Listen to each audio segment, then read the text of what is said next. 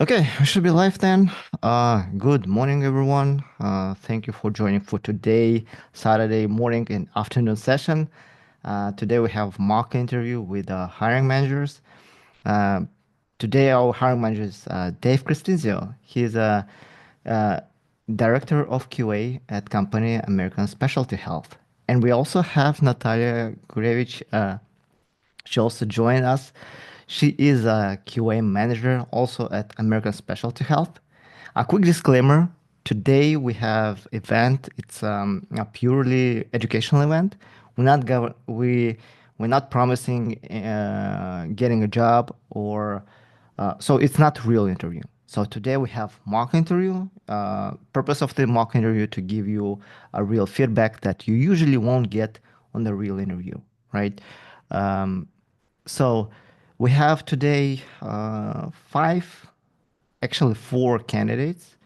Usually we able to do the mock interviews with about two, three candidates. Today we have like 1 hour and 30-minute session. So let's see if we will be if we able to handle four candidates. That would be great. We have fifth in the line. Let's see. If you're the very first time and you don't know if you want to participate in very similar event and have a mock interview and get the real feedback from actually hiring managers, Dave and Nataliya, uh, our representatives today. Uh, Join to our Slack channel. So the Slack channel, it's posted in the Meetup, in the LinkedIn. It's all over the place. I'll post it here in the chat for those who got here as a participants. And yeah, just join to our Slack. You want to get the next round, get the real feedback. So today, the structure of the interviews will be, we'll start with all candidates will be anonymous. Um, Cameras will be up to them. If you guys want to have with camera, fine. But if you don't, actually, I would recommend not to turn on in this case because this is practicing. Well, uh, we'll start with tell me about yourself. A very standard question. Then Dave and Natalia will have a chance to go with a follow-up question. And in the end, everyone will have like 10, 15 minutes max. Uh, and in the end, Dave and Natalia and myself will give you a quick feedback. What went well and what you can improve in order to be better in interviewing. All right. Great. If you have questions, please don't hesitate. You can send the question into our chat here in the Zoom. If anyone watching us through the LinkedIn, post it there. I'll be monitoring as well. But let's get started with the first brave candidate. Actually, let me before we're going to start. Uh, my personal question from myself to Natalia and to Dave, guys.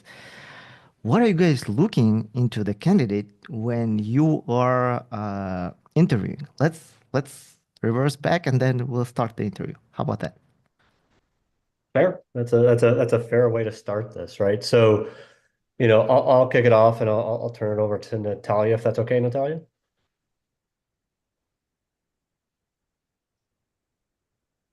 I'll take that as a yes. Yeah. Okay.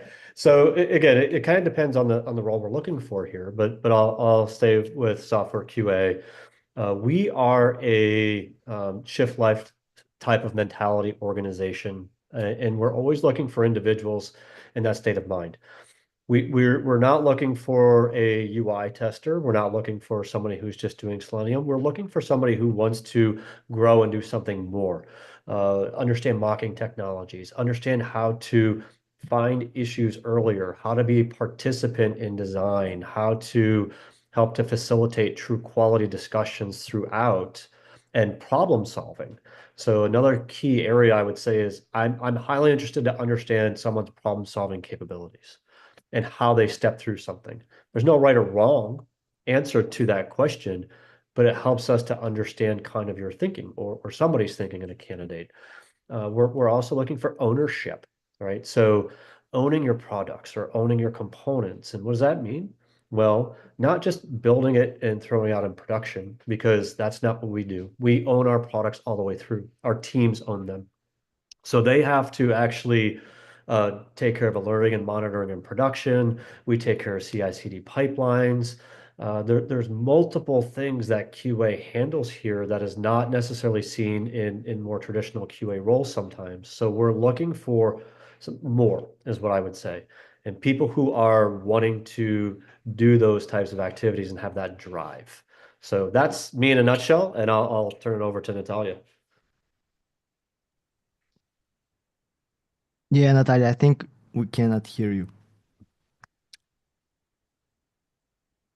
Let's try. There is a microphone settings. Try to switch over the microphone. Don't worry, it's always happening all the time in the Zoom. No, still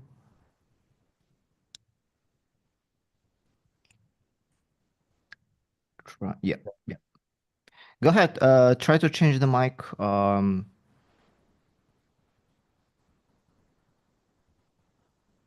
Yeah, yeah. Just try it. Well, Dave, let me ask you the following question. Absolutely.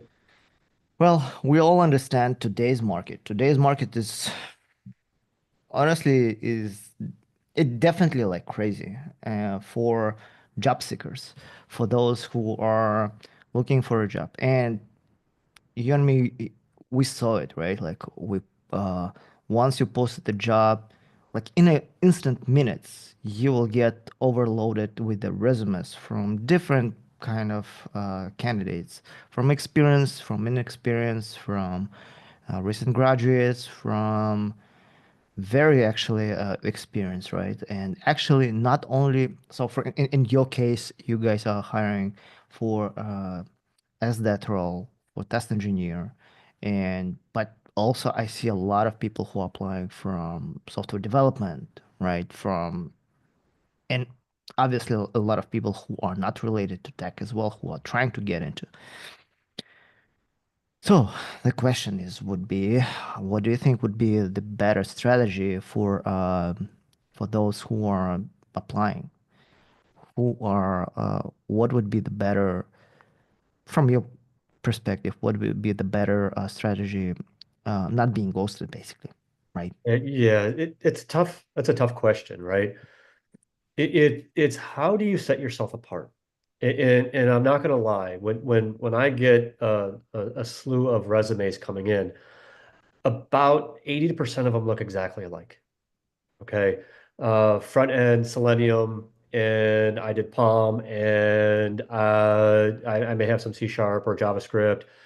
It is the exact same resume almost every time. So what I coach people on in these situations is how do you make yourself a differentiator?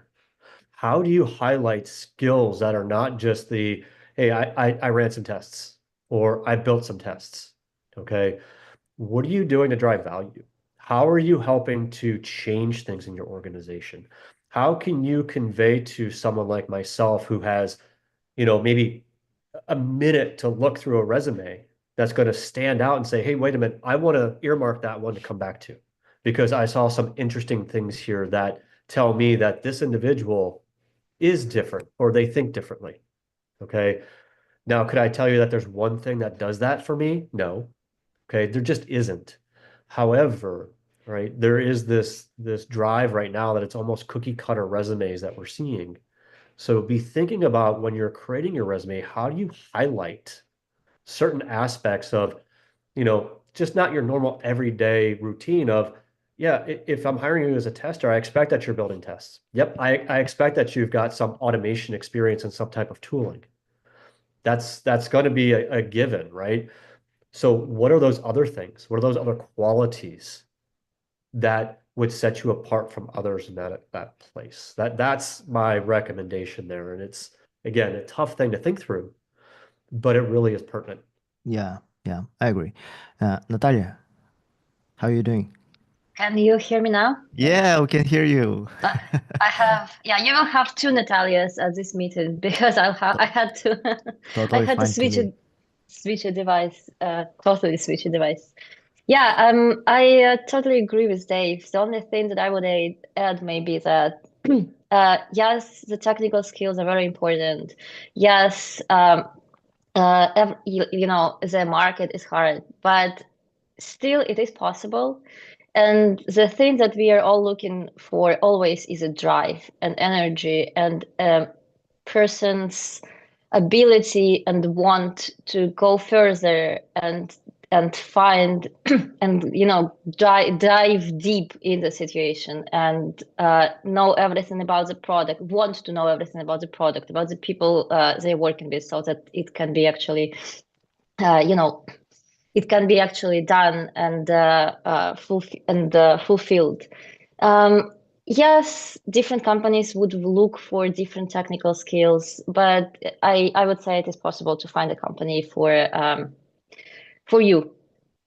But yeah, you would need to really want to do it. You would really want to dive deep and help the company or the project to make it work. Absolutely. I absolutely agree.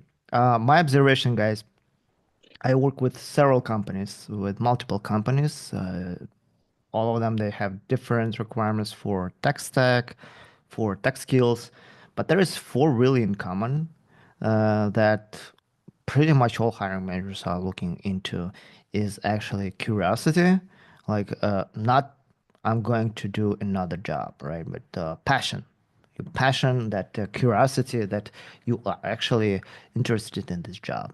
Uh, and number two, obviously expertise, right? Like obviously you're looking for someone who will be get shit done, basically, right? Like that you won't be babysitting them, and obviously, it depends on the role, but even for their starting role, still, hiring managers looking for proactive people, proactive candidates who not gonna wait, oh, what I'm gonna do, but instead of asking questions like and be proactive, right? The third would be it's very similar. It's ownership, and the last one would be communication, which is not the least, obviously, right?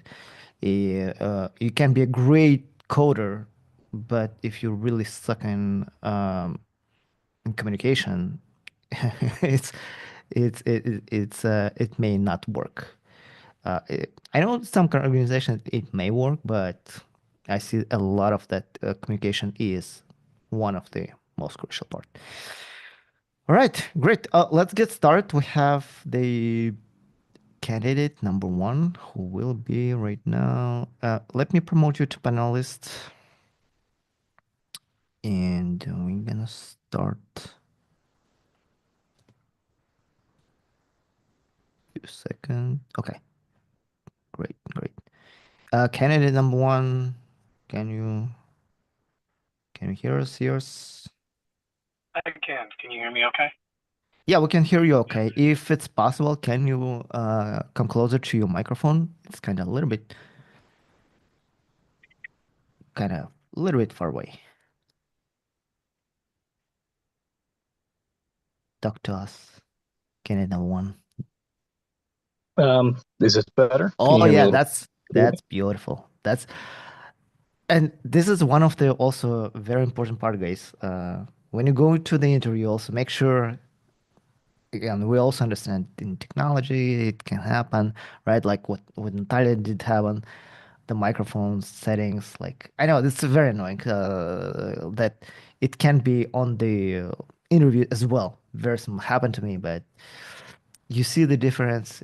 You will actually hear yourself the recording before and after. So yeah, great. Candidate number one, share your resume. Before we're going to start, let me ask you like what is the position you are looking for? Like, give us a brief your background. Like before we're going to start the actual mock interview. How about that? Sure. You want my technical background, or are we looking for Not personal technical background? background. Like, what are you? What kind of position you are looking at? So for me, the positions that I've been applying to are primarily front end and full stack development jobs. Right. Cool. Great. Let's try it out. Do you have your resume to share with us? Can you share your resume? I don't actually have it on hand. I can try Okay. and take No, a look for one. don't worry. I have it handy. Okay, cool. Give me a second. Yeah. Resume.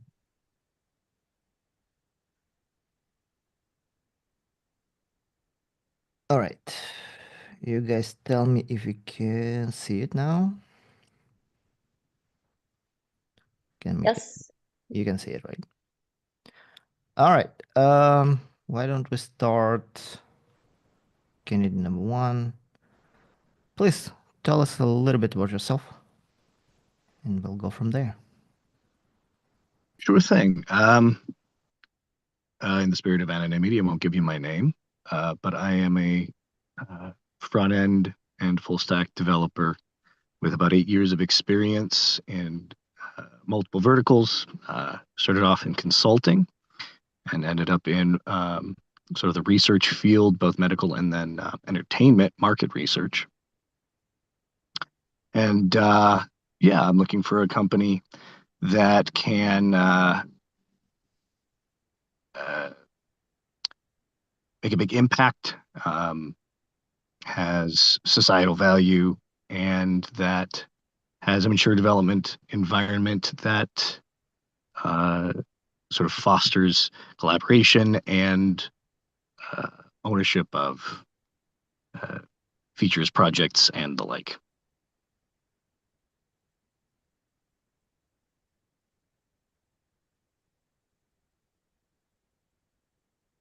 Okay. So I'm going to start with a first question here. In not going right off your resume right away, but as you're looking for a development position, kind of help me, give me an example of when you had to take point on solving a problem. What did you do? Sure. What was the outcome? Cool. Yeah. So recently I've been tasked with figuring out how to move all of our applications to a microservice architecture, along with building a microservice architecture that adapts to AI and integrating with third-party tools and APIs. So in approaching that, the biggest question to begin with was throughput and what sort of platform we're going to be leveraging. In this case, because we already had most of our products on AWS, we were building primarily on that platform using already existing products and services that we were familiar with. The next, I guess, question we had to answer was just the basic coding questions. What are you going to be writing this in? What frameworks or libraries? Different technical minutia. We considered, what do we know already? What do the developers that are already on staff know? What do the developers we intend to hire in the future know? And what is stable? What's supported and what can be easily relied on? For us, we stuck to JavaScript and TypeScript frameworks on the front end. We used React and the like. We had plenty of developers who already knew that. We stuck with Node primarily because those same developers could be leveraged both front end and back end. And then since we also had a lot of knowledge in Java, we tried to stick to Java as much as we could, but the idea was to move away from Java and move a little closer to open source technologies like JavaScript, obviously. So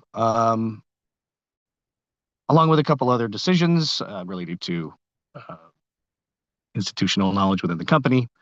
Then we started asking timelines and determining, how long was this going to take? Do we need to resource up? Do we need to find new expertise? The goal was to use what we had. Again, just kind of keep within the resources we already existed with, and scale up on cloud development, which was something that the institution was completely unfamiliar with. Luckily enough, I had a lot of experience from my background in consulting. And after establishing some more of the foundational things like what sort of CI/CD pipeline we were going to be doing, it came time to develop. And a lot of the design decisions came down to just trusting the development team. We didn't have a ton of stakeholder knowledge in this sort of thing. And so it came down to a lot of trust on our part. And by trust on our part, I mean they had to trust us a lot. Communication was really key, helping them understand what was going on at all times. Because when it came down to it, they still want to be able to wrap their head around what they're investing in. And so sort of teaching my team how to communicate those things clearly, give them, executives and management love numbers. So using a lot of the best practices with accurate story pointing, burn down, things like that, project management wise, we introduced and trained a lot of folks on that. So the problems we had to solve were honestly full stack, all the way up to the stakeholder level. And every step of the way was influenced by what do we know already? What can we leverage already? Keep costs down, which was the primary driving factor for most of this, while at the same time being able to eliminate a lot of the technical debt that they had already accumulated. So yeah, those are the things that influenced my thought process, and those are the problems we ended up solving to be able to get to the end of that project. Okay, thank you. Ms. Nataliya.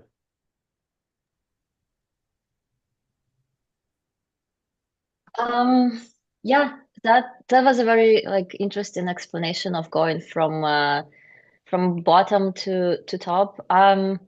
For the project, I'm interested more in the technical side of it.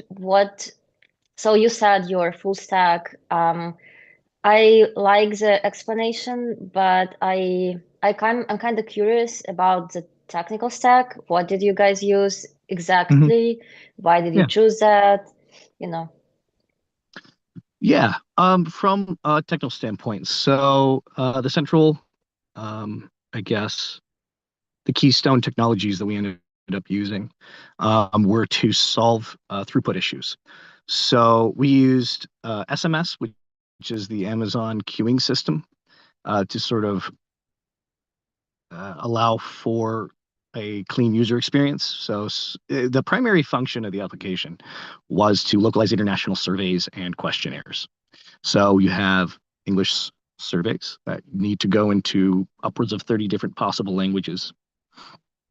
And we determined that these documents were far too large to feed into any of the existing translation APIs. So throughput became a challenge between chunking out this into logical pieces, being able to process those logical pieces, and have fallbacks and graceful failures. So queuing and then using serverless computing, Lambda in this case, through a TypeScript-based written service, made it so that we could at all times be processing any number of these pieces, snippets of language, at any point without having to know where they came from, what document they came from. They were simply text, and they came back to our services, once the response was processed, back to this same Lambda service, and then we could hand it off without having to worry about state, without having to worry about any identifiers that get transferred along with the product of the translation application. That was a really fun challenge, to be truly honest. because it had to be anonymized and it had to handle basically any level of throughput. From really small documents of maybe a page or two to documents of upwards of 100 pages. And have graceful fallbacks. So when we had the unfortunate problem where maybe a network went down or a service just crapped out on us, we had to make sure that those documents never got lost and they could track where they left off. And so this stateless serverless computing solution that used queuing also relied on DynamoDB because it is simply flat. So we would have a really simple database entry, basically just a couple of pieces of metadata that could link it back to the original document, the original user, and then any sort of actions that happened, error or state of the actual translation, whether it completed and it was bad, which was another fun challenge to determine the quality, or if it had fully errored out, or if it was a network failure. That was all documented along with our chunk. And so when we approached that particular challenge, having to track and have graceful failure, Dynamo was perfect. It was fast. It was essentially anonymous. You don't have to worry about really rich keying to relate it back to data. It was just flat data, just chunks you could throw in there. It also was really great with queuing. It had a perfectly simple API for queuing, so it could throw any number of, it could push any number of events to other services really simply.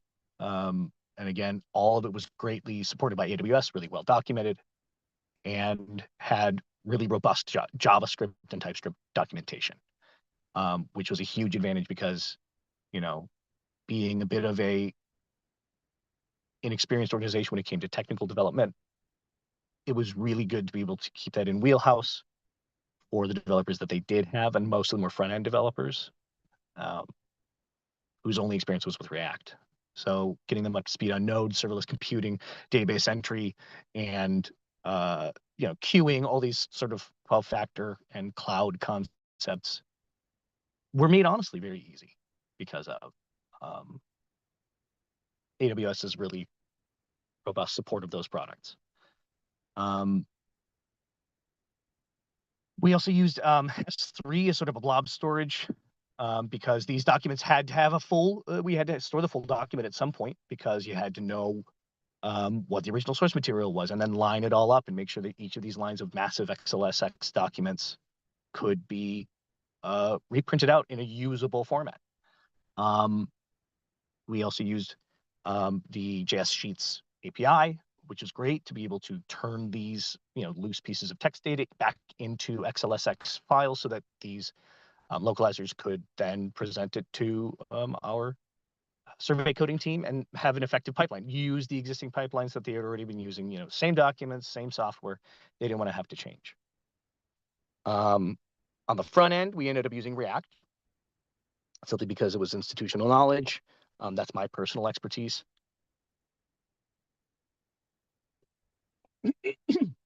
Excuse me. And choking on my water.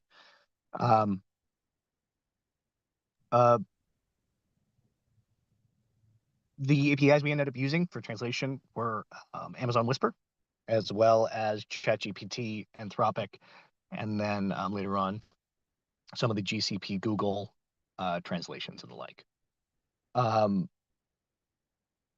One of those big challenges on the technical side was to make sure our costs, again, it's a technical challenge to keep those costs down, chunking effectively, keeping the sizes small, and having the prompts be really, really succinct and effective. Yeah, I think that kind of covers the majority of the major technical implementations.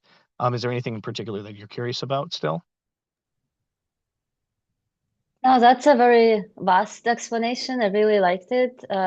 It feels like when you're talking, it feels like you really like looking at the picture, like on the whole, from all the angles.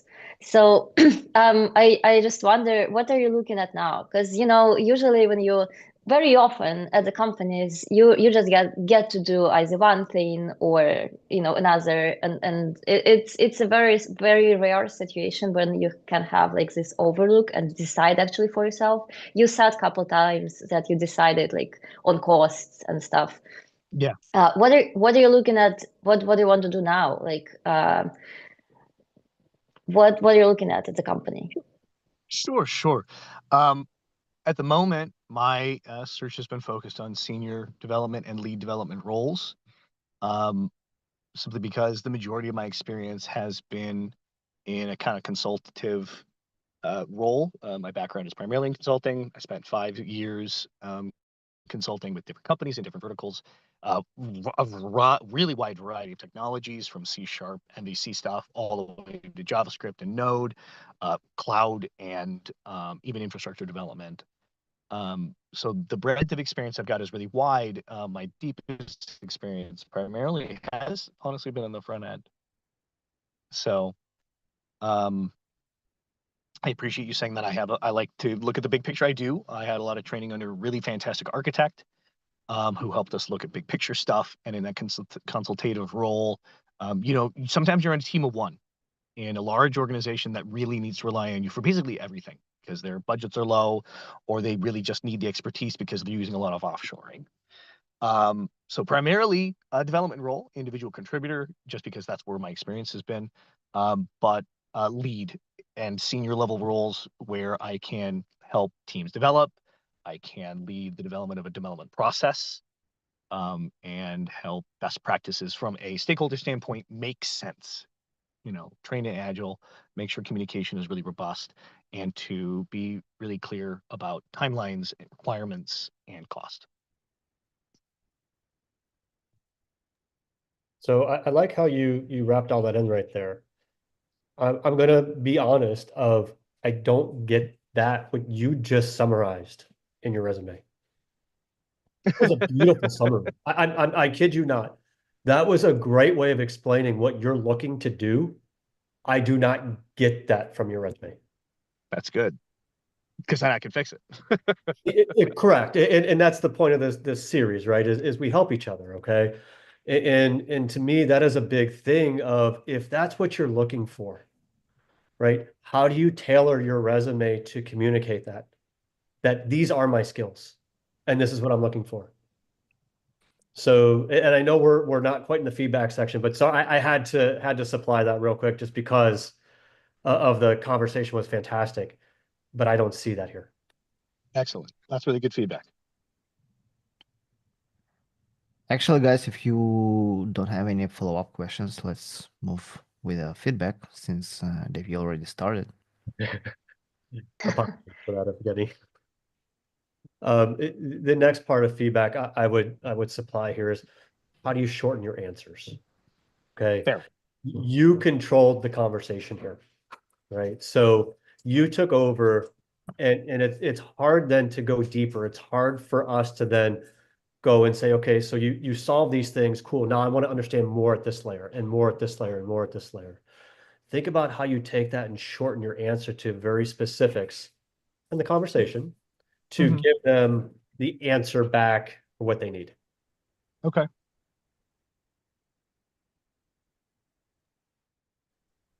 Nataliya?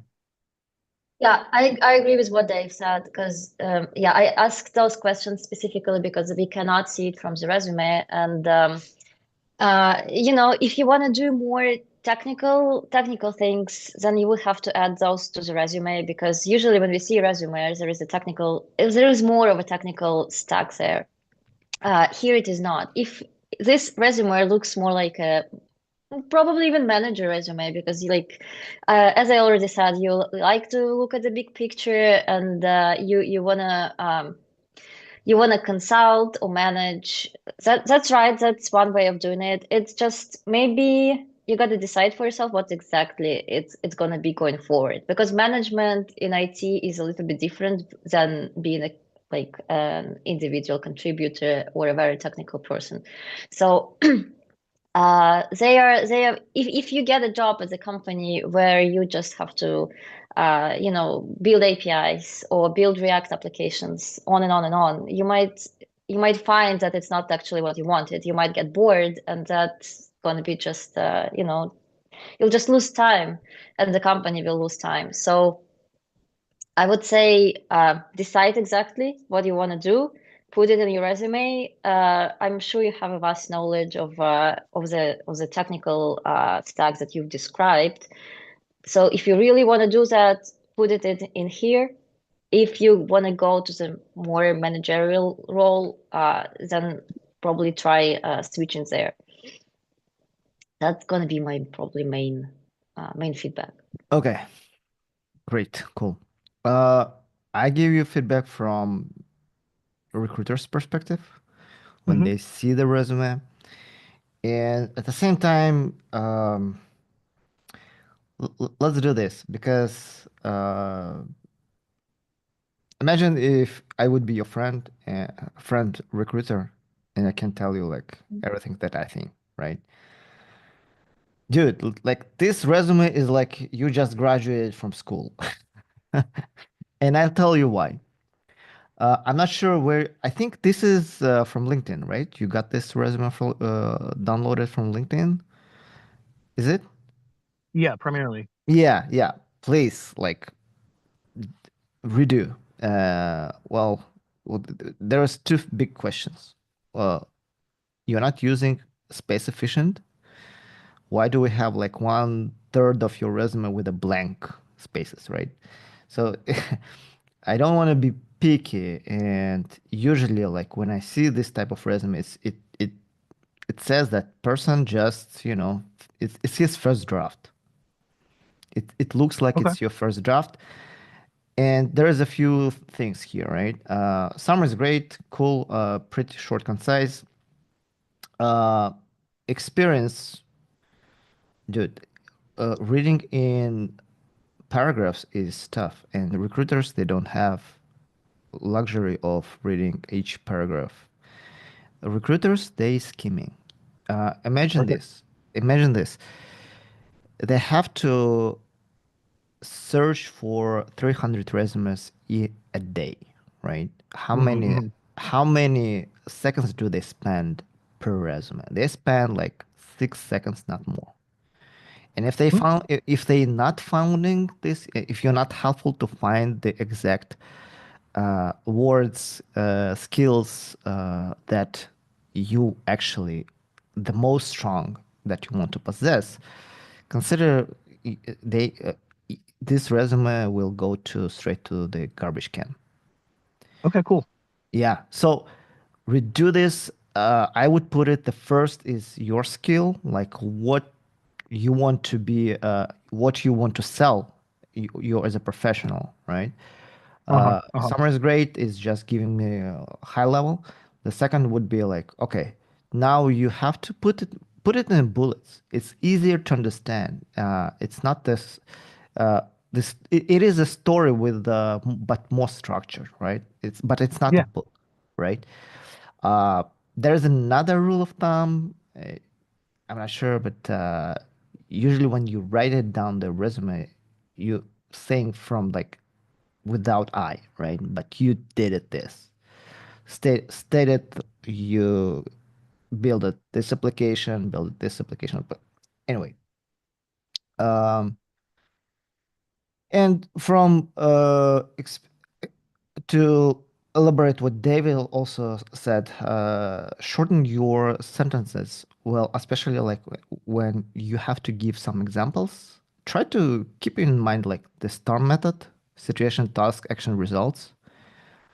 Each one like situation, this task would be this, action, I did this, and the result would this. And Okay, that should cool. be like very briefly, and give Dave opportunity to, oh, actually, let me ask you about this more, right? Like, let me ask you follow up. Don't full disclose your history, you know? On a bright side, Steven, I see your expertise. I hear your expertise from your level of your confidence and what you're saying, and your resume that says, yes, I would be looking into that. But again, packaging. Now you have to think Mm-hmm. about how you can package and present it way efficient, right? Does it make Mhm. sense? I agree. Yeah, absolutely. Absolutely. This is fantastic feedback. Absolutely. Well, Steven, I would say you did a great job being candidate number one. This is a live event. I know it's stressful. The real interview is stressful. The mock interview is stressful, and we're all in the same boat. Wish you good luck with your job search. Wish you that you will improve your interviewing skills and come join us to the next one. How about that? That'd be fantastic. I appreciate you guys taking the time, and the feedback was really, really useful. So thank you. Absolutely. Thank you, candidate number one. Let's move forward. Uh, Let me add candidate number two. Give me a few seconds.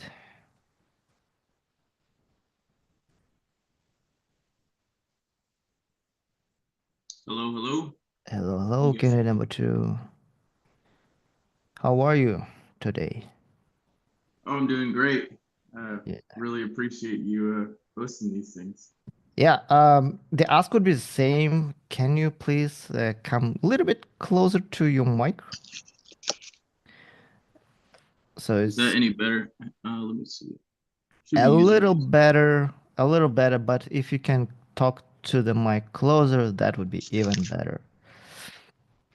Let me grab some different headphones. It might be an No, issue with. you're good. You're good. It's not terrible. It's Okay.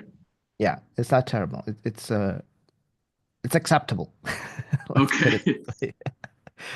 All right. Do you have your resume to share, or I can share my screen as well? If you got it on All right. from the Slack channel. Yeah, that would be that's fine. Let me share my screen then. Okay. All right. This is resume for candidate number two. Same thing. Well, we understand that you're looking for. Okay, yeah. Just briefly, like what positions you're looking? I assume that you're looking for QA positions, but Sure. So yeah, I've basically been in the QA space a little under a year.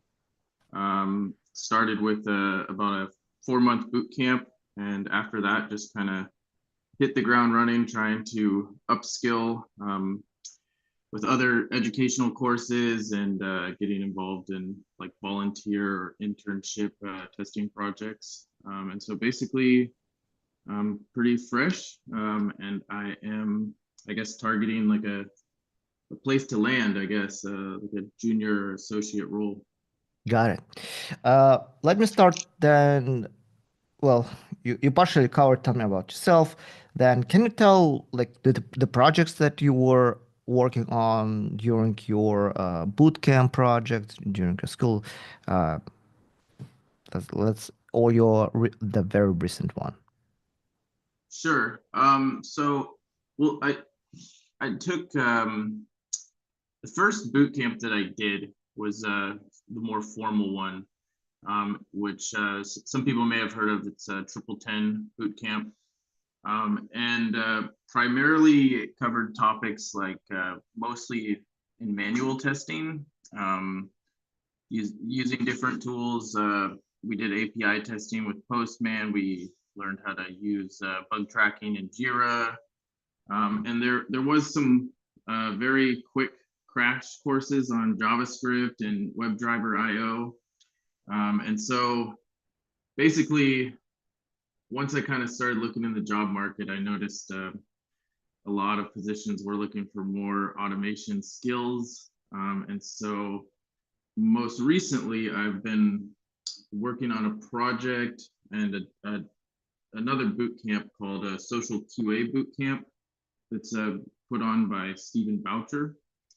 And that has focused more on Playwright and developing sort of mock automation tests for like we're using it against Amazon.com to practice.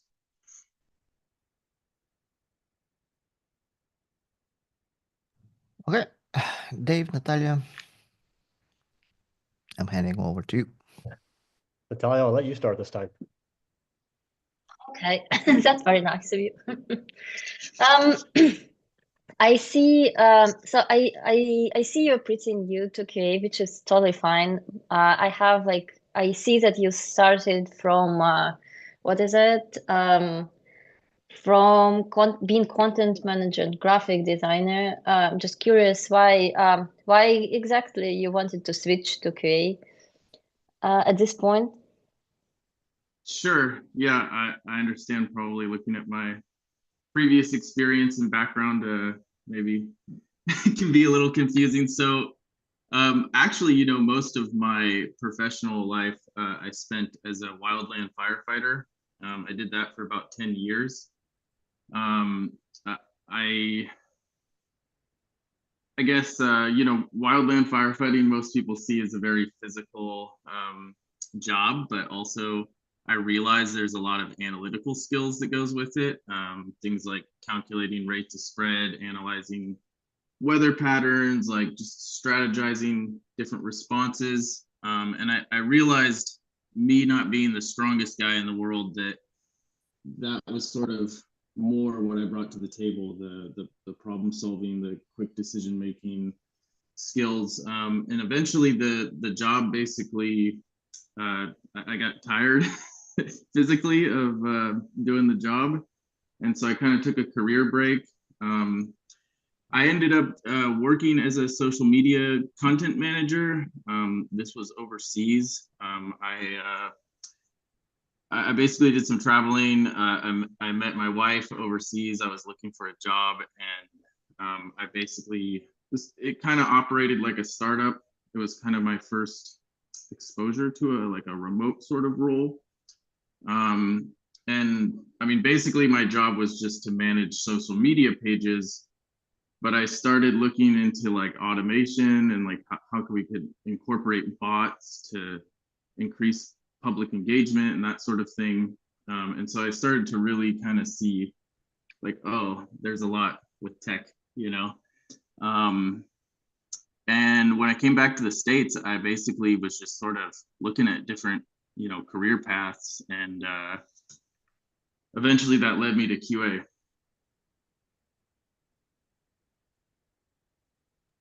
Guys, Yeah, let me hold for a second.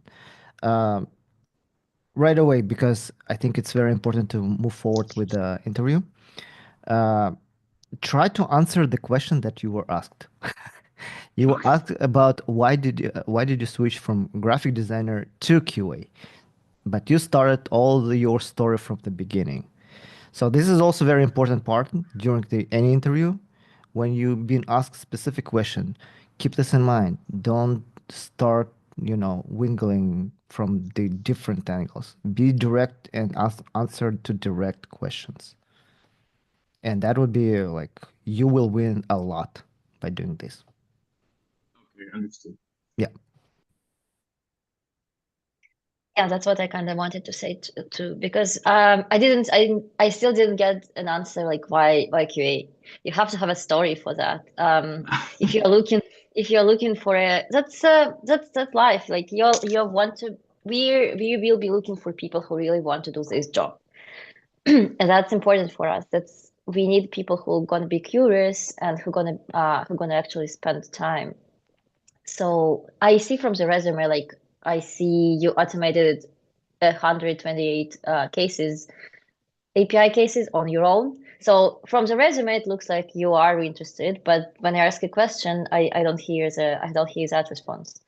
So actually, yeah, I'm curious about that 128 manual API cases that you did on your own.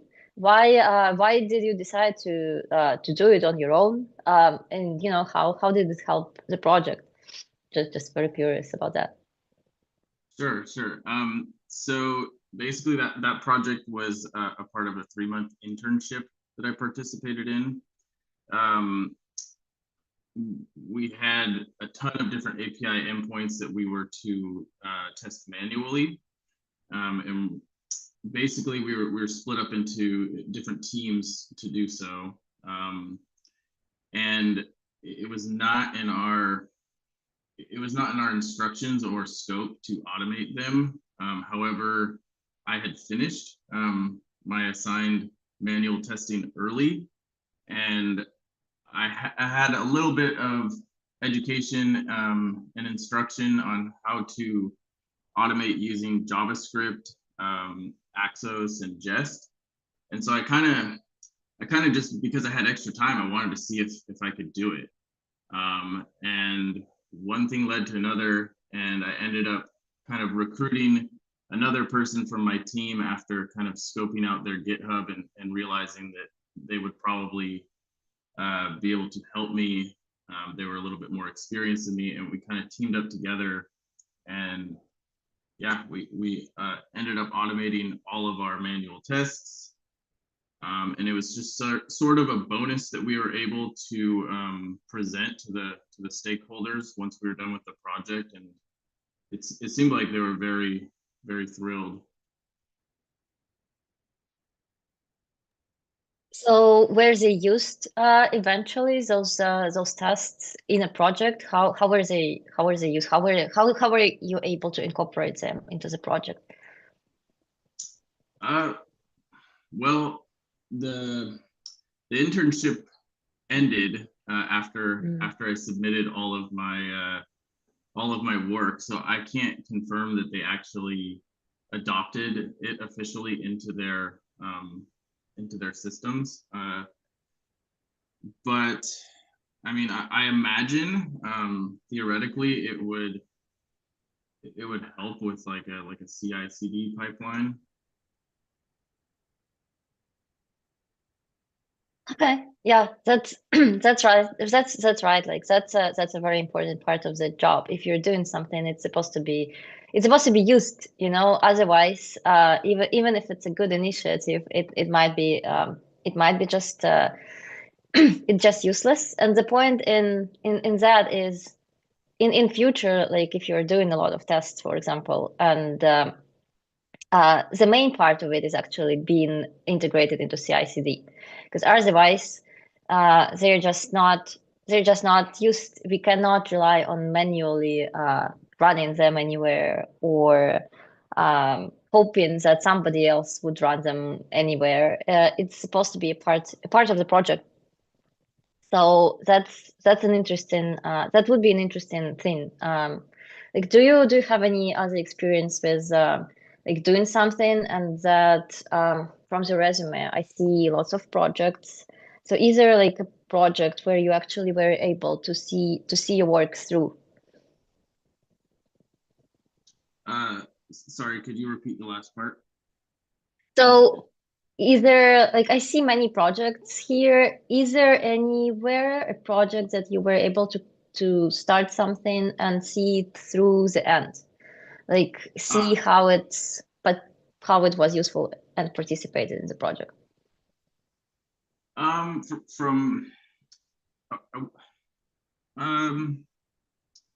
so much from a, I guess, professional standpoint. Most of my projects that I was able to kind of see all angles, I guess, were educational projects. I mean, going back to the project we were just talking about with the internship at Supernova, you know, we did provide a lot of just manual tests for them, and we were able to uncover, I guess, bugs that I would assume would be valuable to them. I think. And then also with EveryKey, I did just manual testing with them, and I mean, same thing. We would test their application and different builds of it, and I guess it was pretty fascinating to me to be able to report a bug and clearly communicate that to my manager, and then get the next build, retest the same bug, and see, okay, you know, you guys actually fix that.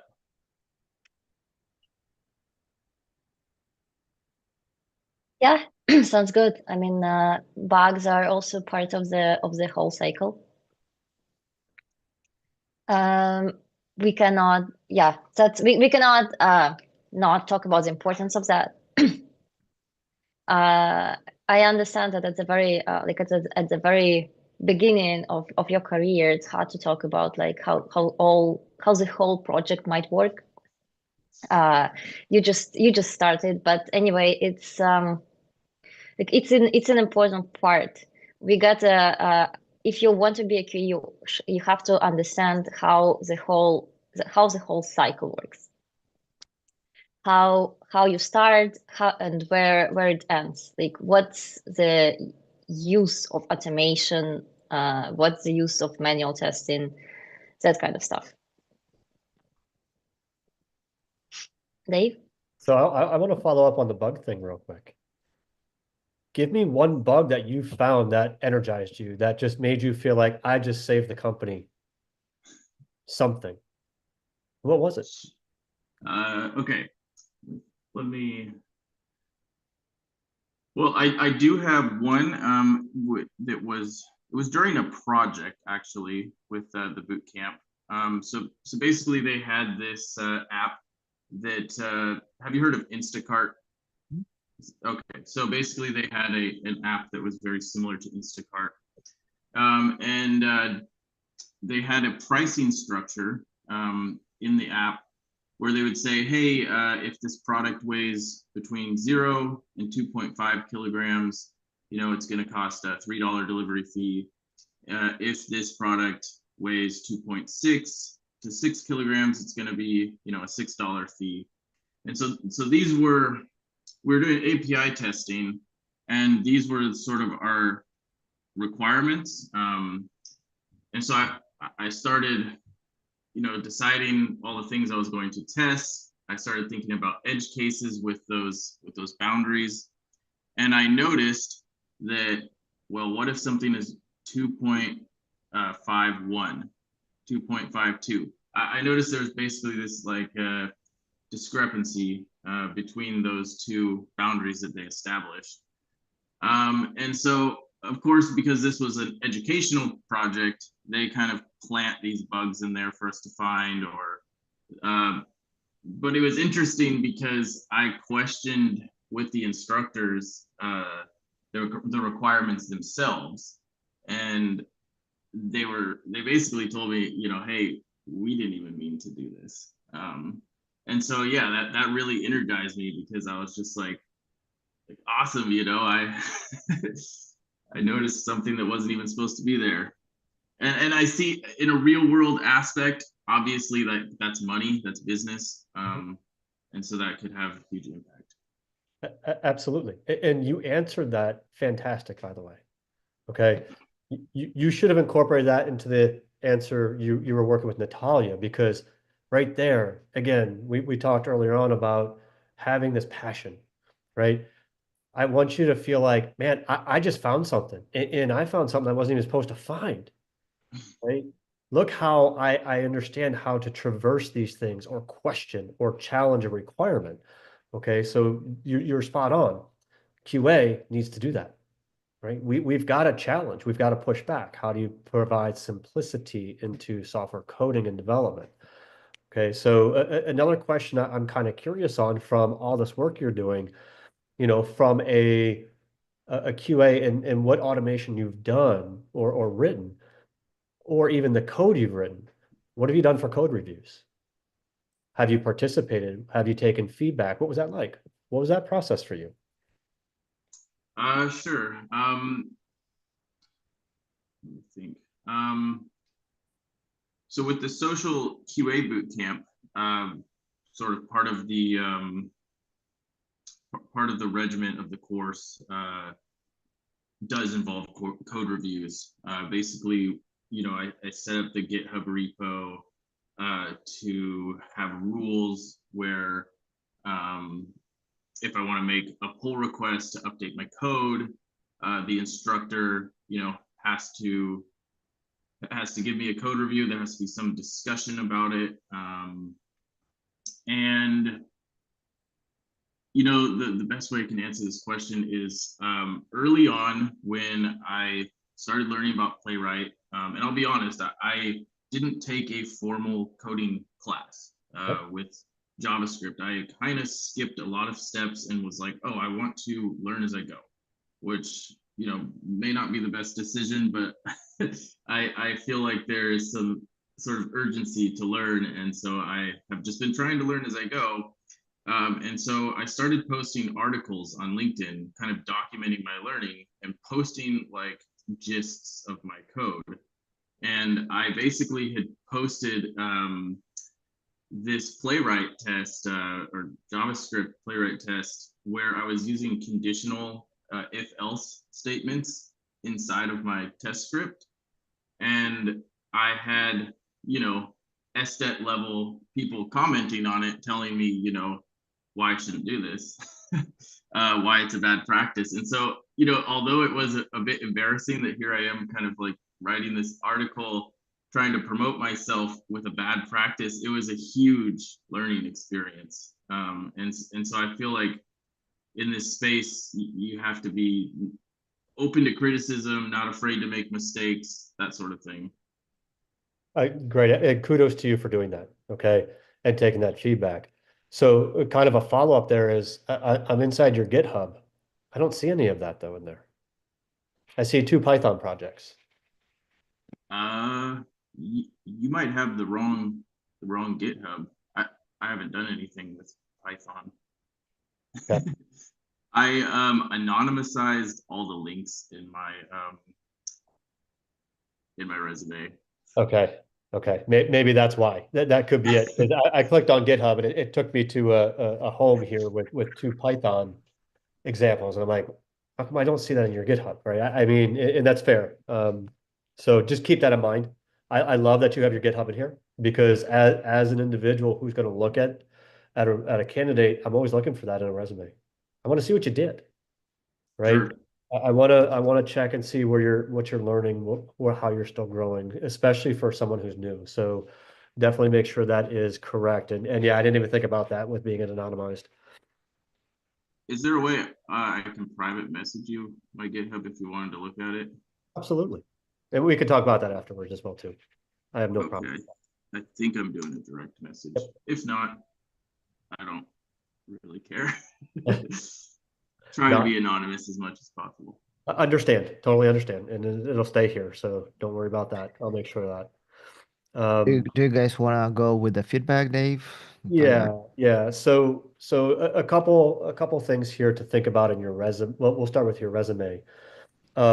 Think about what you're trying to achieve, right? You're going for a QA position here.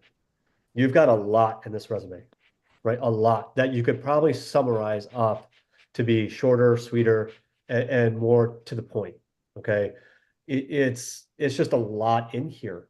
And I don't know what the firefighter aspect would ascertain to your QA. You would, if you want to use that in here, you're going to want to ascertain skill sets that are transferable, right? So make sure that the skill sets are transferable inside of here. And then think about how maybe you shorten it and make this a little bit sweeter and highlight the skills that are going to drive for the testing you're looking for or the QA role you're looking for. If you're looking for automation, right? Don't start with, experience in manual and automation. Start with experience in automation. Because the minute I see that manual piece as the first highlight, I'm kind of now skipping almost past it because you're highlighting manual to me when I'm looking for an automation engineer. Right. So be thinking about that from that perspective. Calling out, tools is great, but keep in mind, I expect that you have capability in tools. They may not line up to what my company's tools are. I should be able to train on any tool. Yet they can be a highlight in a resume, but they can also just be kind of filler of, great. So you're again, this is QA. I expect you're going to have experience in here. I use these tool sets. I expect I'm going to be able to train you on that because you've got skills in coding, for example, or skills in some type of technology that I can bend and shape into any tooling, right? So just keep that in mind as well too as you go through this. Okay.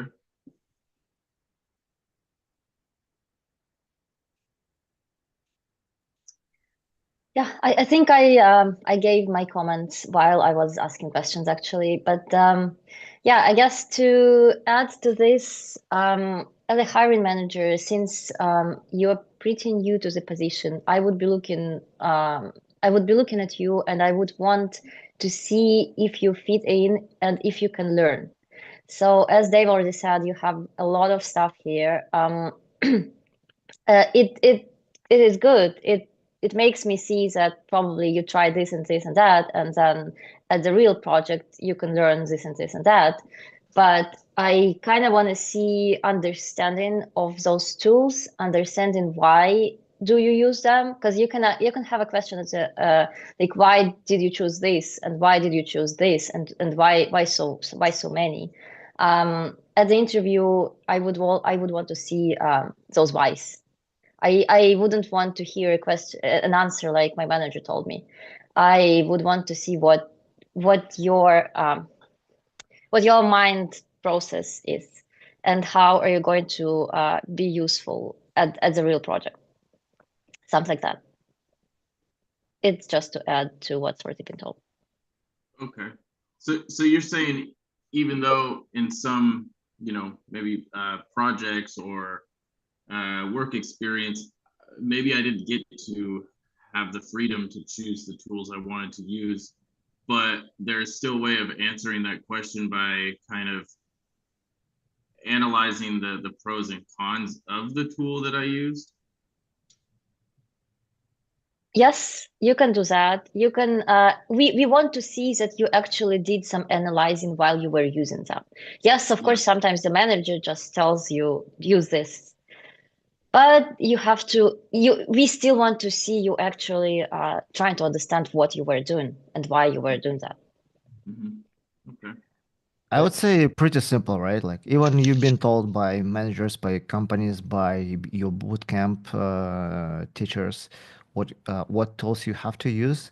You have to understand why they are using these tools. So it, it, the que- this is the question, right? Like, oh, you have again testers, like they are like a detectives. They have to figure it out why, and the question why would be your like question number one probably for your entire career.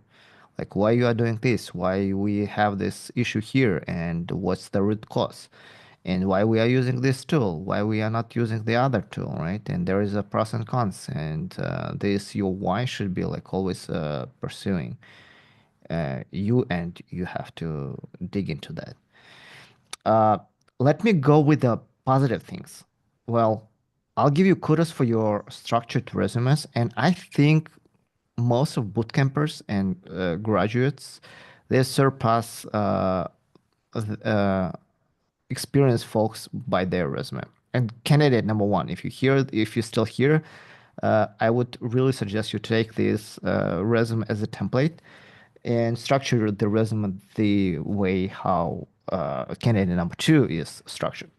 So organizing resume is very important, and especially like you see, technical skills. It's really not for engineering managers. It's for recruiters. They assessing you like, oh, should I even read your resume further? Should I pass it to? Should I consider basically, right? The other part that I can give you really kudos, and they already mentioned that, is about like you give an example and you actually showed, and I saw in the Dave's eyes, he was like clicking, oh, really? This guy have something interesting, you know? Before, before he your answers wasn't that great, but this one got him. So what I'm saying is that keep, and again, you have great the way how you deliver. It's one of those like your strength, right? The examples that you showed without winded answering for the questions that you didn't actually answer, right? Like the first warming up questions wasn't that great, but you fix it like during the actually specific examples. uh, keep these examples like handy. You have to list them down, write them down somewhere. Keep them always handy, and rehearse.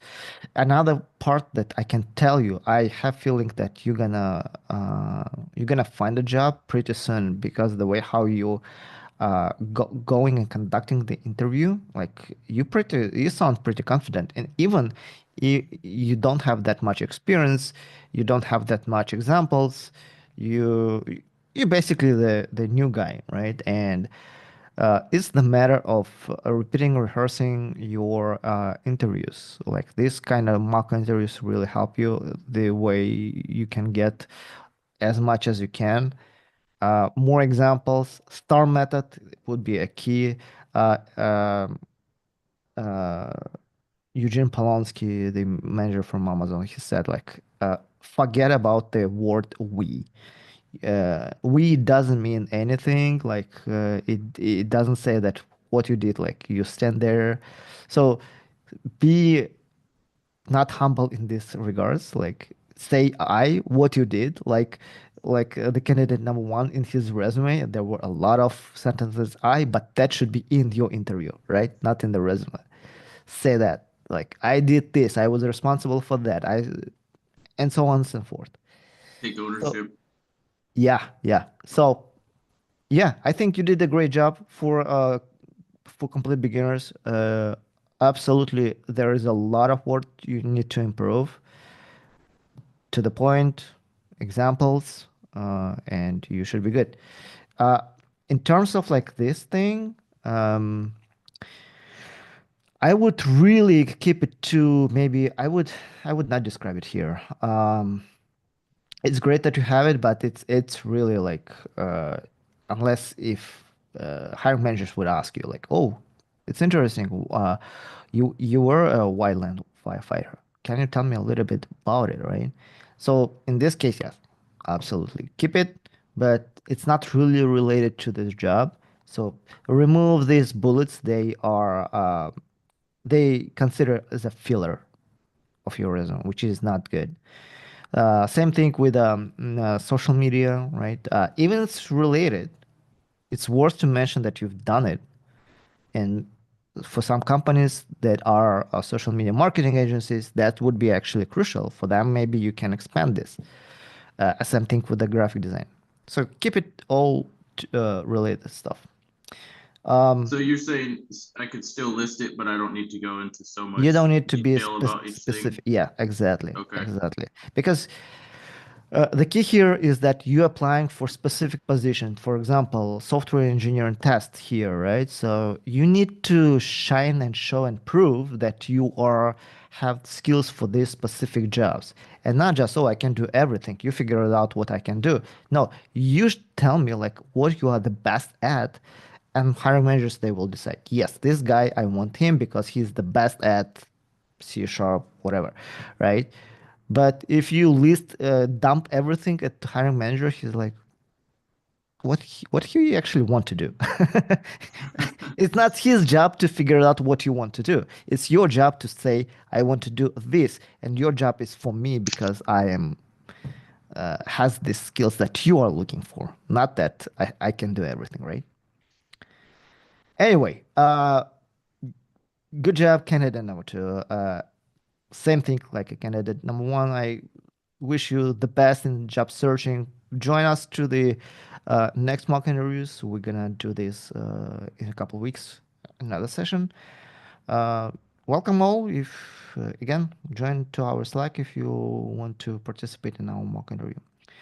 All right. Let Thank you very move. much. You're welcome. You're welcome. Let's go with the candidate number three. We have like 15 more minutes. I have feeling that we're not gonna make it with the candidate number four and five, but let's see. Um, Let me find him first. Uh, Sorry, we all this doing on the fly. Okay. I'm getting. Oh, hold on.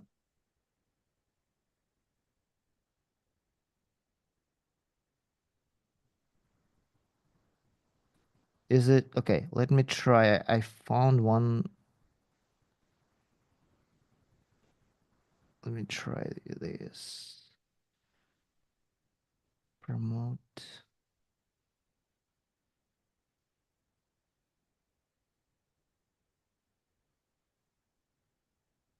Hi, hello. Do you hear me? Oh, yeah, yeah, yeah. Let me do this. So let's keep it. Even we already know what's your name, but to keep it, Yeah, yeah, it's a little yeah. bit not Uh, anonymous. yeah. Candidate number 3, right? Okay. Would you be able to share your screen with your Yeah, resume? absolutely. Just a Absolutely. second. All right. Great. Do you see it? Yeah, we can see it. Perfect. Okay. Thanks. Thank you for the invitation, for this opportunity. I appreciate your time, especially on Saturdays. Uh, Absolutely. Yeah, let's get started. Like, tell us a little bit about yourself and about your previous project that you was working on. Yeah, I'm pretty newbie in the software QA for about 2 years here, and my background is in pharmaceutical industry. I worked for the 15 years in the one of the top pharmaceutical company in the world. It it gave me a lot of experience, especially working in the big company environments in different cross-functional teams, communicate in international teams with colleagues from different cultures. And I would like to build my career horizontally, not vertically, instead of grow like from in one department to manager position. I would like to change departments to view the big picture of the organization, to understand how it works in general. And that's why I work in sales, in marketing, in medical departments, and I work as project manager, which gives me understanding about different kind of methodologies. First time I heard about agile, and I try to figure out what it is, try to write some articles, books, and understand from all of these methodologies came from tech industry, IT, and it was very interesting period of my life. And after COVID pandemic, when we all sit at home and understand that we all can add value to business sitting from our laptop, I try to figure out maybe some job which is work not only in pandemic environment but always can do this kind of job from laptop. And I try to understand where I can apply my knowledge and when I can learn something new. And I begin to learning about software QA. By myself, I took several courses, and I would like to say that it changed my personality. Even I work in parallel and study in software QA engineer, I become apply this knowledge to my my job, and I become like ask a lot of questions to our projects from the point of view like why we do this way, why we use these tools or something like this.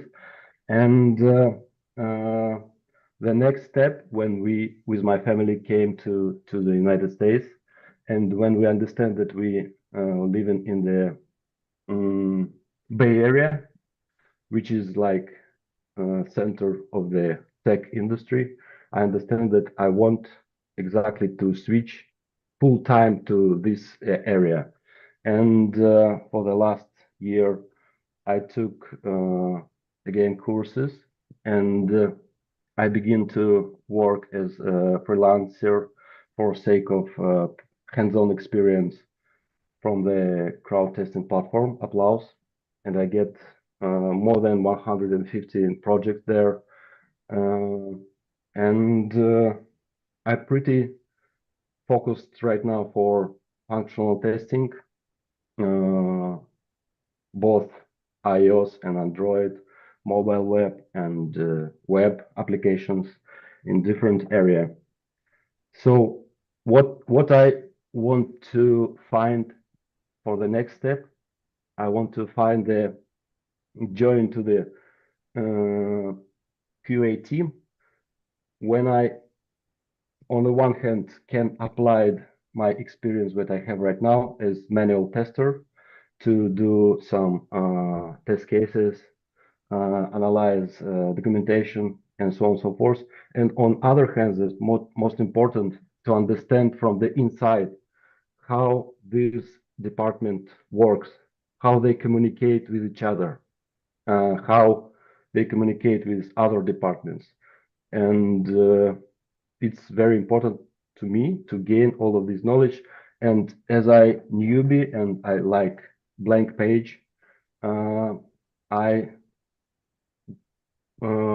can get some experience from those team and to put it to my skill set. So it's pretty all from my story. Okay. So help me kind of understand how QA worked for you in these projects. Were you, I know you were a freelancer, but were you working in a Scrum team? Were you working just as an individual tester? What did that look like in this space for these different projects you were working on? Yeah, absolutely. I get invitation for different projects with overview and with what gadget should I use in this particular project. And if I apply to this invitation, I become a part of testers, which is work with this particular build or web page or website or this product. And it's like you just download, install this application and use it from the point of view of final user. And there are out of scope section, in scope section, with particular feature that you should test, and you just work around this application.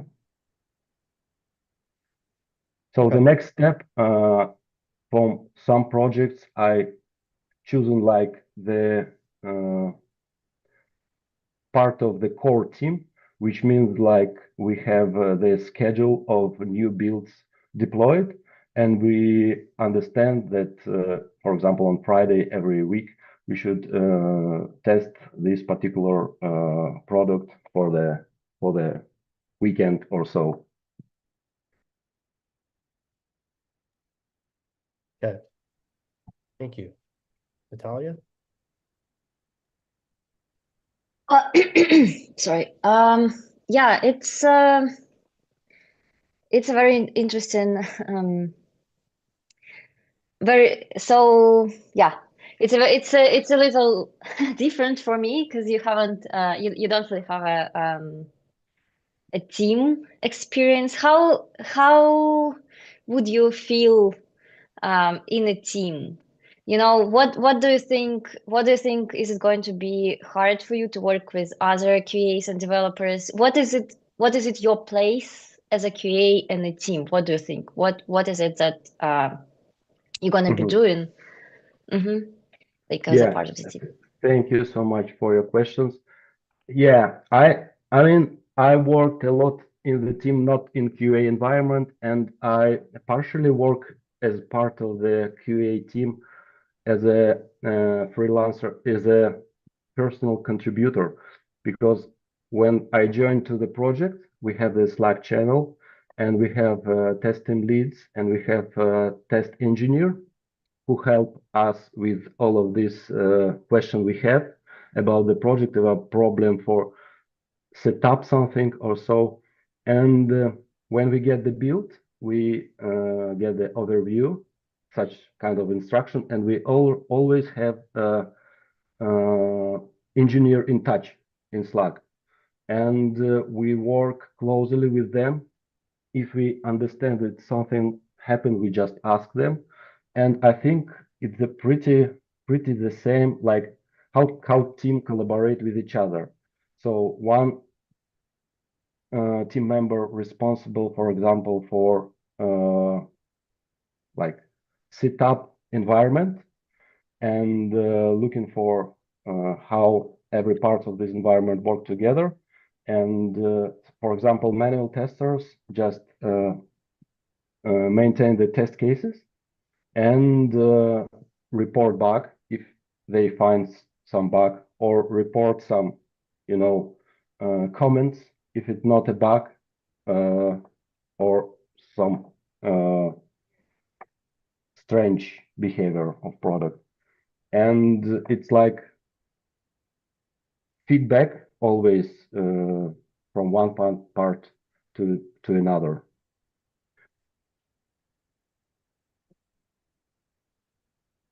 So I see myself like the team member who is responsible for manual testing in this time, and try to understand the most important part when you join to the new team, to find out as much as you can about the product itself from the whole point of view, from very deep corner of the product. And it takes sometimes, I think it depends on product, for a long time. And especially in my experience, as I should switch from, for example, e-commerce application to, for example, sports bet application in the 3 days, it's pretty difficult. But after, for example, 2 weeks of working on such product, you understand the many parts of this product, and you able to find bugs much faster and work much more efficient. Yeah, that's right. Help me understand what is a very valuable versus an exceptionally valuable bug. What does that mean to you? Yeah, why absolutely. I put it just from the Applause platform, because it is a rating of every bug you found, and it's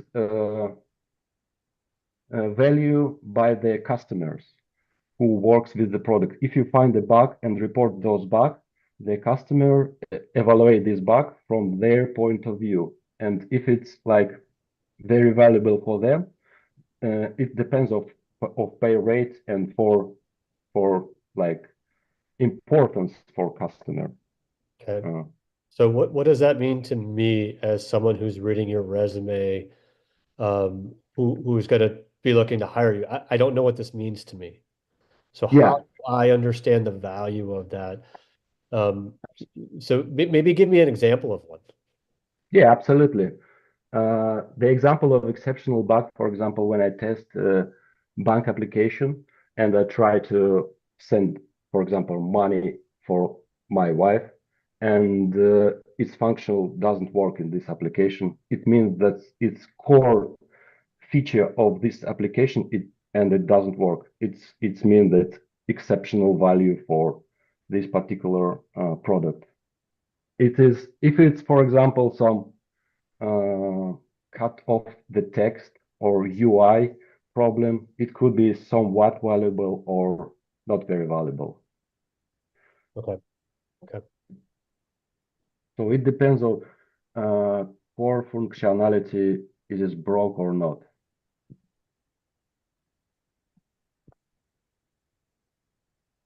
Did you know if that impacted, money being transferred, a security risk? Like, do you understand, or can you convey what the risk of or the impact of that bug was to me? Well, it's absolutely great questions. It comes from crowd testing platform. When you work on crowd testing platform, you're responsible only to find the issue, but you're unable to discover deeply what the root cause of this issue and from what part of code issue comes. And so right now I see only the tip of the iceberg. And for me, it's very interesting to deep dive to analyze what the core problem, because I think the best part of QA, software QA job, to find out and come to developer with the answer, what is the problem, to help developer to fix it more effective and faster. Okay. So with your resume, I know you've talked about mostly manual, but you've got some automation. What are you targeting? What are you looking to get your foot in the door? Are you looking for that manual testing? Are you looking for automation? What are you looking to drive for with your next stop in your career? Thank you. I try to find in the companies I see on the market, try to find company with QA department, which can consist in several QA engineers, several teams, which have a manual team, automation team, but they work together.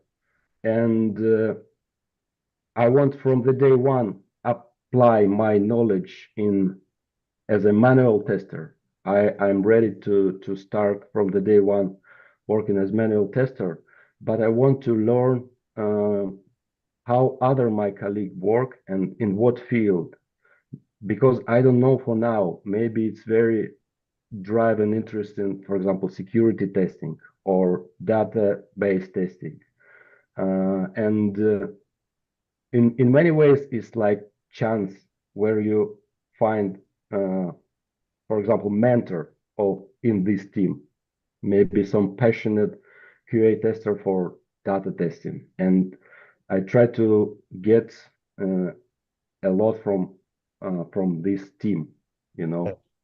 Okay. A little bit of just some feedback on that to think about, all right? Especially as QA continues to morph and grow. Mhm. You're going to get fewer and fewer manual testing organizations, right? So be thinking about, look, I've got to gear my strengths and my capabilities more towards automation or just manual, right? If you're looking to get into a company that's got a manual and an automated team, I'm not saying you're not going to find it, Mhm. but understand that that is starting to go away.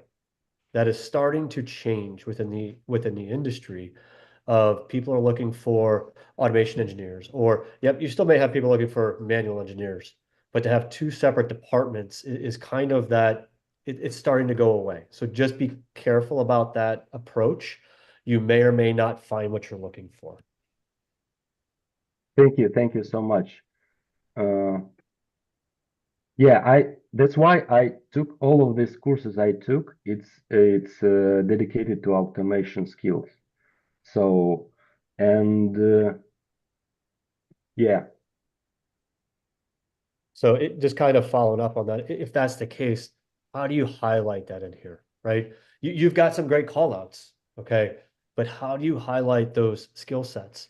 I will tell you, the number of bugs you found doesn't mean much to me, okay? Mhm. You're a QA. I expect that's what you're going to do. That's part of your day-to-day job, okay? Now be thinking about how you highlight the skill sets that have helped you to do that. That's what I want to know. That's what I want to understand. Even if you're just beginning, what are you building that's increasing your capabilities to provide higher quality within the applications? Yeah, got you. Thank you so much. Nataliya, all good? Yeah, I don't have any more questions. Are we already Yeah, let's move in a with the feedback. yeah, so I can see that you're just starting, and as Dave said, we need to see what exact passions you have, what exact things you have to bring up to bring to the team. It is very hard to outline this manual QA because everybody, as Dave already said, yeah, everybody who is in QA is supposed to be finding bugs, and I like how you talk about the position of a QA in a team. about how you are curious about the product, about how you're curious about learning new stuff. That's a very good thing to do, but also you can elaborate on that. You can show your strengths in going from one project to another, from one product to another, actually digging into it, finding the weak part of it. You can show probably in your resume. So I see couple of automation things here. You can also elaborate on it.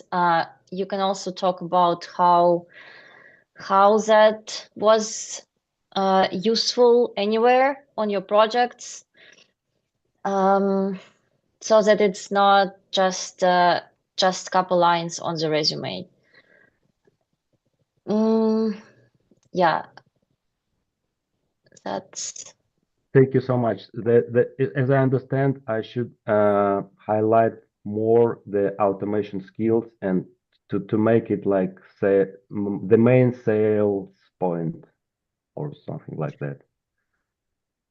Yeah, but if you're highlighting them, you need to dig into them really. You need to be able to talk about them. You need to know their use for the project. Yeah, what Natalia basically saying, if you put that you are good in test automation, but you cannot tell anything about it, it's better not to put it there, right? If you put it there, that means you have to actually really know it or really understand what you're putting. So that would be the key. And this is the first red flag for all hiring managers, and this is the first no-go and rejection reason why for any interviews. If you put something in your resume but you cannot back it up, it's gonna be a hard stop and it's gonna be no. Uh, I'll give you like few things here. So again, candidate number 3, I think you did above and beyond that everybody else are doing. You're trying your best and to stand out, even by participating in these mock interviews. You need to have a courage, and I think courage is very important. That means it's a dedication. That means that you are actually taking seriously to get a job, and I am confident, like 100%, that you will eventually get a job. But you have to work on it. You have to do improving on your resume for sure, because it looks like out of these 3 resumes, obviously your resume looks like the least appealing. Well, the first, it's structured very, it's very hard to read. One, uh, you're not using the efficiently space. Same thing like in candidate number 1, right? Your one third, or okay, one fifth of your resume is just blank spaces. That's one. You need to reorganize your resume first thing. Second thing, also it's applicable to all folks. Like years, dates, I would consider to remove them. Ageism is real. You never know. Even it's illegal, but it's real still. Uh, because, University 2005, and you put it like medical doctor, it raises more questions rather than like uh, it, Yeah, I it got you. it doesn't really work for you. Another thing, like also political things, right? And I'm in your shoes as well. Russia, right now we don't have strongest relationship with Russia. I would also rethink about it. You can explain during the interview, no questions here. But it pretty much the same thing if I would put there North Korea over there, and that would be raised the eyebrow. Like what? Yeah, I Hold on. got you. Yeah. So reorganize these things. Definitely need to work on the projects and apply all that Natalia and Dave said about your automation skills. Another thing that this is reality. I agree with Dave that you will not see that much jobs that require only manual testing skills. Even there is a lot of companies who are seeing actually doing only manual testing, but they requirements as a test automation, and you can like it, you can don't like it, you can agree, you can disagree. It's a reality. You have to be real, right? Um, if you want to get a job, basically, you need to be stand out on the market. Right now, you have all weaknesses that you can possibly have, right? First of all, you are the fresh in this space, in this profession. You graduate, right? Another thing that you don't have that skills that requires to the standards to get even manual testing job. Uh, Third one, there there you don't have like CS degree or kind of these things, right? So there's so many candidates who will be ahead of you. In this case, that means you're not done. That means you need to reorganize. You need to stand out with specific skills, right? Test automation is the way to stand out. Yes, your first job probably, maybe, will be still a lot of manual testing, but requirements will be still like, okay, you have to know it, right? Will you use it? Different story. Okay? Thank you so much. I Yeah, appreciate it. you're welcome. Thank you. But still, dude, great job. I think you'll make it. I see dedication is the key, you know. If you just keep doing it, keep improving it, eventually you'll get it. Don't worry about it. I have very big confidence in you. There were, guys, do you have like a couple more minutes to answer the questions? In the Q&A, there were a question like, what are you going to do for manual testing on the long run? Like, how to can... I think it's very applicable that we just said, right? Unfortunately, in this situation, many testers who actually have experience, but they've been doing only manual testing, they didn't really develop their automation testing. What, Nataliya, Dave, what would you recommend them to do? Can you repeat that again, Evgeny? Yeah, the person said that Megumi said that she was doing the manual testing primarily in QA, but interested in building automation skills. No, long run. What would be the best way to present herself on the resume? So it will be challenging if you're looking for an automation, right? How are you beginning to build those skills, right? What are you doing to increase your knowledge, right? So you're going to have to highlight your QA capabilities, not manual testing necessarily, but your capabilities inside of QA. And then think about how you include, here are the areas I'm working on for automation. Okay, you understand where you want to focus at in automation. Okay, automation is so big. It's huge. Are you a UI automation engineer? Are you a backend automation engineer? Are you load and performance testing? Which all of this should be combined into one, but what are you targeting? I will tell you your backend automation is going to be more challenging, maybe more exciting. UI engineers, I will tell you, they're everywhere. So if you're going to go and highlight UI as automation, what is setting you apart? Again, going back to that world, UI automation is just, I'll say it's a dime a dozen. You can go out there and find Selenium individuals all day long. So what sets you apart in that world? What are you driving towards that's going to make you stand out? And I would say just start learning. Don't wait for an opportunity to come up. Don't wait for a manager to give you an automation task. Start learning, start digging into something that you'd like and show it. Show your personal project, show your GitHub. Doesn't matter. But do it on your own. Start doing it.